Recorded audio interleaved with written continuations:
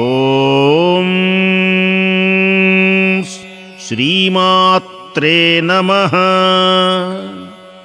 శ్రీ దుర్గా సప్తశతీ పారాయణ సర్వస్వంలో 8వ అధ్యాయం యథాతథ అనువాదం ప్రారంభం.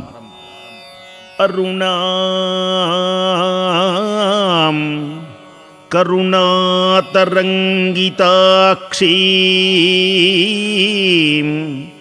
ధృతపాశాంకుశ పుష్పబాణచాపాం అణిమాదిభిరావృతాం మయూఖైః అహమిత్యేవ విభావయే భవానీం. ఓం అష్టమాతృకా సహితాయై రక్తాక్షీదేవ్యై నమో నమః. దేవి దృష్టి కరుణా తరంగాలు. ఆ కరుణా తరంగాల అలలు, ఆ దివ్యమైనటువంటి ప్రభావం మనపైన ప్రసరించాలి. ఆమె హస్తములలో పాశము, అంకుశము, పుష్పబాణము, విల్లు ధరించి ఉంటుంది. అణిమ మొదలైనటువంటి అష్టసిద్ధులు ఆమె కాంతి కిరణాలు. ఇట్టి కాంతి కిరణములచే ఆమె ఆవరింపబడి ఉంటుంది. జగదంబ అయినటువంటి భవానీదేవిని నేను ధ్యానించుచున్నాను. ఋషి పలుకుతూ ఉన్నాడు. చంద్రుడు చంపబడిన తరువాత ముండు కూడా నేలకూలడం, దాదాపుగా సేనలన్నీ నశించటం రాక్షసరాజైనటువంటి శుంభుడికి తెలిసింది. ప్రతాపశాలైనటువంటి శుంభుడు కోపపరవశమైనటువంటి మనస్సు కలవాడైనాడు. అందరూ రాక్షసులను పిలిచి సర్వసైన్యములను యుద్ధమునకు సిద్ధం కాండి అని ఆజ్ఞాపించాడు. అప్పుడు 6,000 మంది దైత్యులు ఆయుధాలు పట్టి తమ సమస్త సేనలతో యుద్ధానికి బయలుదేరారు. 86,000 మంది సైన్యము రావడం ఆశ్చర్యాన్ని కలిగించింది.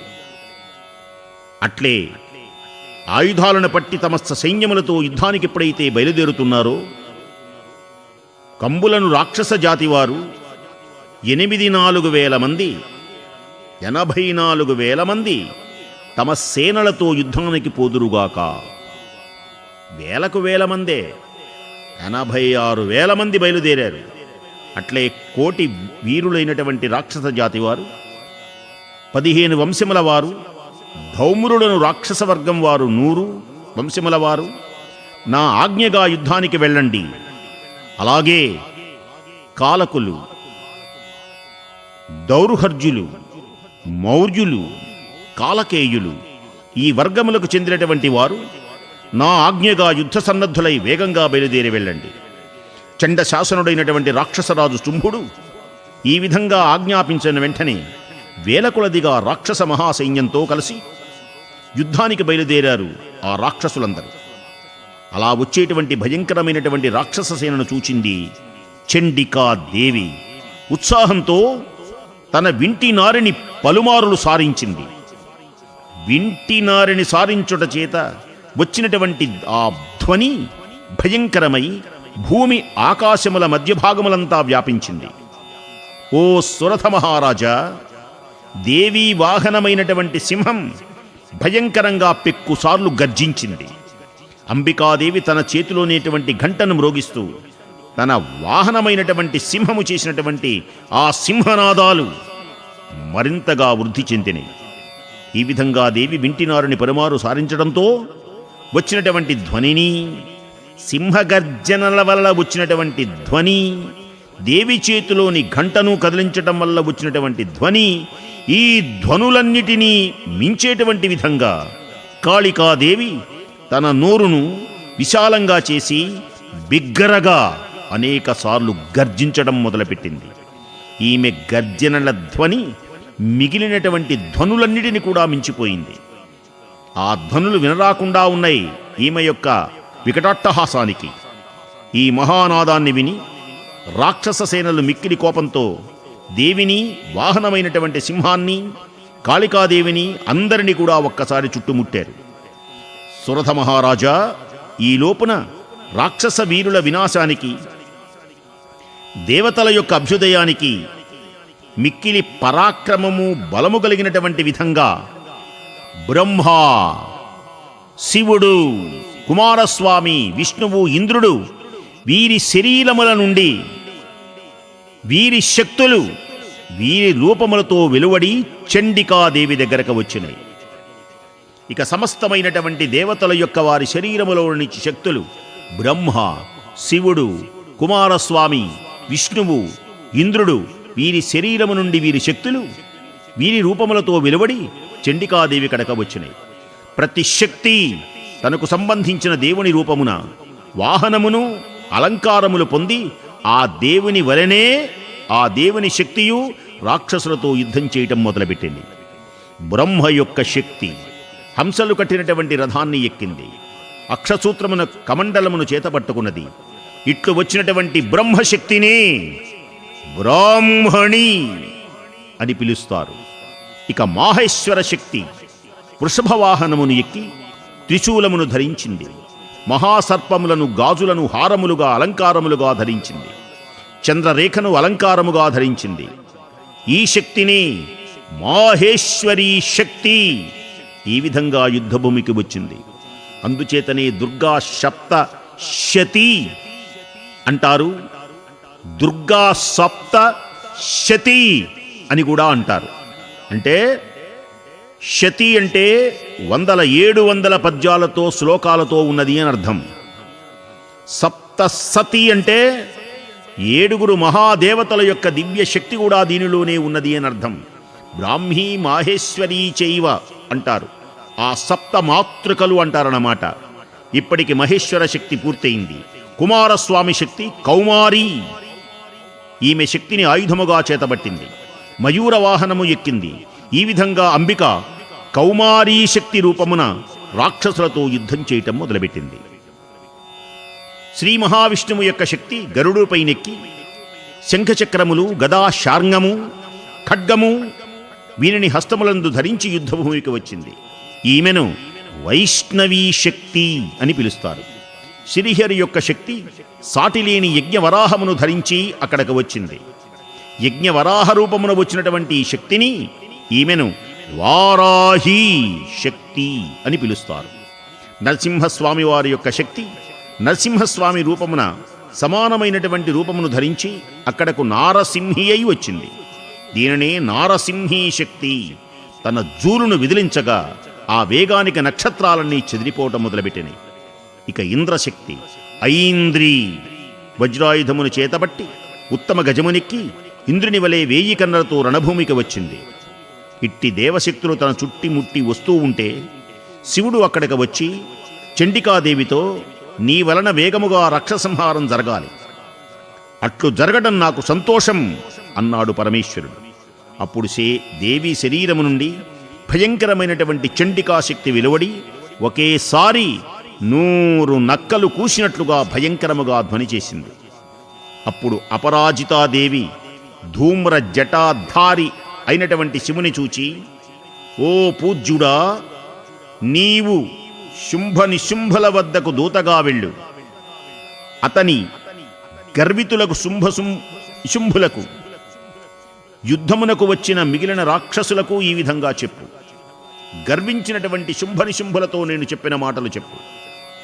ఇంద్రుడు ముల్లోకములకు అధిపతి కనుక దేవతలు యజ్ఞములందు హవిర్భాగములు పొందుతారు. బ్రతకాలి అని గనక ఆశ ఉంటే, ఓ రాక్షసులారా, పాతాళానికి వెళ్ళిపోండి.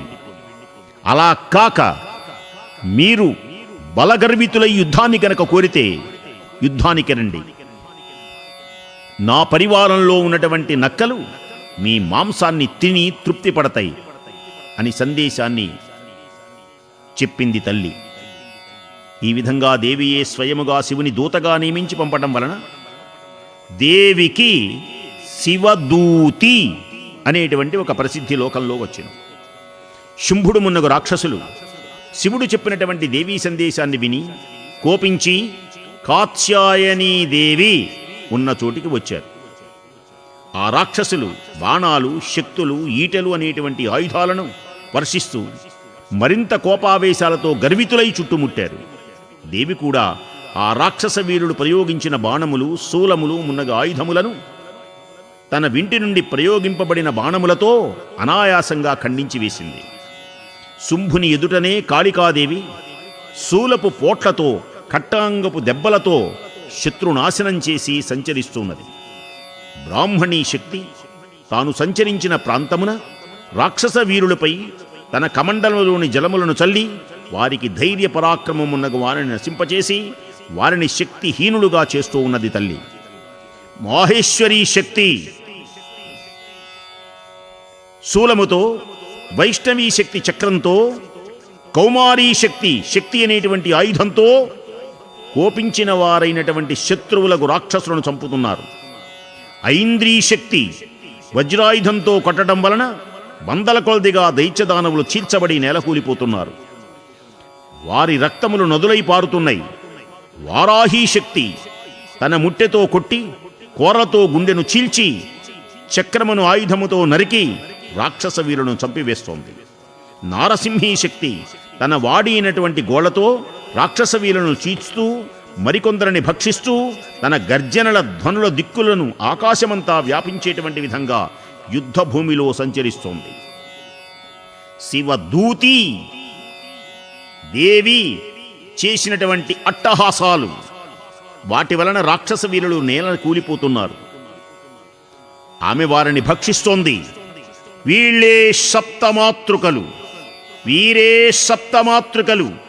బ్రాహ్మీ, మాహేశ్వరి, కౌమారి, వైష్ణవి, వారాహి, ఇంద్రాణి, చాముండ బహు విధములైనటువంటి ఉపాయములతో రాక్షస వీరులను చంపుతూ ఉంటే మిగిలినటువంటి వారంతా పారిపోయినారు. ఈ విధంగా సప్తమాతృకలచే బాధింపబడి భయముచే పారిపోయి రాక్షస వీరులను చూచి రక్తబీజుడు అను రాక్షస మహావీరుడు మిక్కిలి కోపించాడు. రక్తబీజుడు అను రాక్షసుని శరీరము నుండి రక్తపు బిందువు నేలపై గనక పడితే అందుండి వాని అంతటి శక్తిశాలి రాక్షసుడు జన్మిస్తారు. రక్తబీజుడి శరీరం నుండి గనక ఒక్కొక్క రక్త బిందువుకి కొంతమంది ఉదయిస్తారు, రాక్షసులు ఉదయిస్తారు. భయంకరమైనటువంటి రాక్షసుడు గదబట్టుకొని ఇంద్రశక్తియకు ఐంద్రీ శక్తితో యుద్ధానికి ఇచ్చాడు. ఐంద్రీ శక్తి తన వజ్రాయుధంతో రక్తబీజుణ్ణి కొట్టింది. వజ్రపు దెబ్బతిని వాని శరీరం నుండి రక్తం అధికంగా స్రవించింది. ఆ రక్తపు బిందువుల నుండి వాని రూపము, వాని బలము కలిగినటువంటి రాక్షసులు అనేక మంది పుట్టారు. ఎన్ని రక్తపు బిందువులుంటాయో అన్ని రక్తపు బిందువుల నుంచి పుట్టారు. వాని రక్తపు బిందువులు ఎన్ని నేలపై పడినవో అంతమంది రక్తపు బీజుల వంటి శక్తియుక్తులు కలవారు పుట్టడం మొదలుపెట్టారు. వాని రక్తము నుండి పుట్టినటువంటి వానితో సమాన పరాక్రమవంతులైనటువంటి ఆ రాక్షసులు సప్తమాతృకలతో వివిధ ఆయుధములను ప్రయోగిస్తూ మిక్కిలి భయంకరంగా పోరాడాడు. ఐంద్రీ శక్తి వజ్రాయుధంతో మరల వాని శిరస్సుపై కొట్టింది. వాని శరీరం నుండి రక్తం ప్రవహించింది. అందుండి రక్తబీజుడు వంటి రాక్షస వీరులు అనేక మంది మరల జన్మించారు. వైష్ణవీ శక్తి తన చక్రాయుధంతో వాణ్ణి కొట్టింది. ఐంద్రీ శక్తి గదతో ఆ మహావీరుణ్ణి కొట్టింది.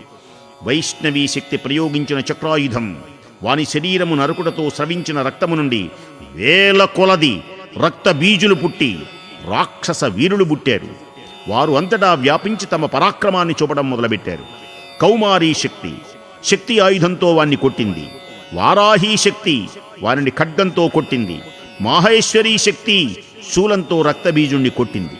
రక్తబీజుడు మిక్కిలి కోపించినటువంటి వాడై చేతనున్నటువంటి గదతో తనను కొట్టిన శక్తి దేవతలను విడివిడిగా కొట్టాడు.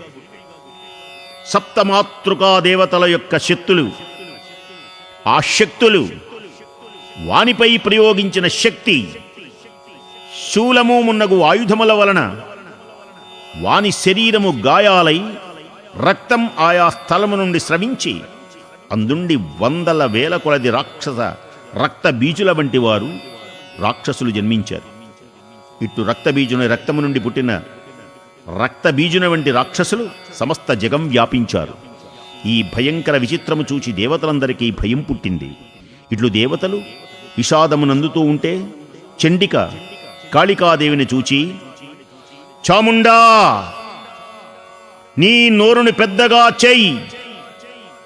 నా బాణాల దెబ్బల చేత ఏర్పడినటువంటి వాని శరీరము నుండి గాయపు రక్తపు బొట్లను, ఆ రక్త బిందువుల నుండి జన్మించి రక్త బీజ సమానులైనటువంటి రాక్షసులు విశాలమైన నీ నోటితో స్వీకరించో, భక్షించో. ఈ విధంగా వాని రక్త బిందువుల నుండి పుట్టినటువంటి రాక్షసులను భక్షించుచు యుద్ధభూమిలో సంచరింపు. ఈ విధంగా చేస్తే ఈ రాక్షసుడు క్రమక్రమంగా రక్తహీనుడై వినాశనాన్ని పొందుతాడు. ఇట్లు చేస్తే, అనగా నీవు రక్తబీజుని యొక్క రక్తం కింద పడకుండా నీ నోటితో మింగినప్పుడు రక్తబీజుని రక్తము నుండి పుట్టినటువంటి వారిని తింటూ ఉంటే మరి రక్తబీజుని యొక్క రక్తము నుండి రాక్షసులు జన్మింపరు అని పలికి చండిక తన శూలముతో రక్తబీజుని పొడిచింది. కాళికాదేవి రక్తబీజుని రక్తమును కింద పడకుండా తన నోటితో త్రాగింది. అప్పుడు ఆ రక్తబీజుడు చండికను గదతో కొట్టాడు. రక్తబీజుడు చండికను గదతో తీవ్రంగా కొడితే దేవి కొద్దిపాటి బాధ కూడా కలగలేదు. కానీ చండికచే శూలముచే పొడవబడిన వాని శరీరము నుండి రక్తము ఎక్కువగా స్రవిస్తోంది. కానీ వాని శరీరం నుండి స్రవించు రక్తం చాముండ గ్రహిస్తూ ఉన్నది, తాగుతూ ఉన్నది. వాని రక్తము నుండి పుట్టినటువంటి రాక్షసులను భక్షిస్తూ ఉన్నది. ఈ విధంగా ఈ కాళికాదేవి చాముండ రక్తబీజుని రక్తమును కింద పడకుండా తన నోటితో గ్రహించింది. అప్పటికీ వాని రక్తము నుండి పుట్టినటువంటి రాక్షసులను భక్షిస్తోంది. చండికాదేవి శూలముతో, వజ్రాయుధముతో, బాణములతో, ఖడ్గములతో, ఈటెలతో వాణ్ణి కొట్టింది. చండిక ఆ రాక్షసుని శరీరం నుండి స్రవించేటువంటి రక్తాన్ని త్రాగింది. ఓ సురథ మహారాజా, మహాభయంకరుడు, మహావీరుడు అయినటువంటి రక్తబీజుడు దేనిచే వివిధములైనటువంటి ఆయుధములచే కొట్టబడి రక్తము స్రవించి స్రవించి రక్తహీనుడై నేలకూడాడు ఆ దేవి యొక్క వివిధములైనటువంటి ఆయుధముల చేత. రాజా, అప్పుడు దేవతలు సాటిలేని ఆనందాన్ని అనుభవించారు. దేవతల శక్తి నుండి పుట్టిన మాతృగణం రాక్షస రక్తములను త్రావి మద వివశయై నృత్యము చేసింది. ఇది శ్రీ మార్కండేయ పురాణమున సావర్ణిక మన్వంతరమున దేవీ మాహాత్మ్యమున రక్త బీజ వధ అను 8వ అధ్యాయం యథాతథ అనువాదం సమాప్తం. ఓం నమో దేవ్యై మహాదేవ్యై శివాయై సతతం నమః. నమః ప్రకృత్యై భద్రాయై నియతాః ప్రణతా స్మృతాం. స్వస్తి.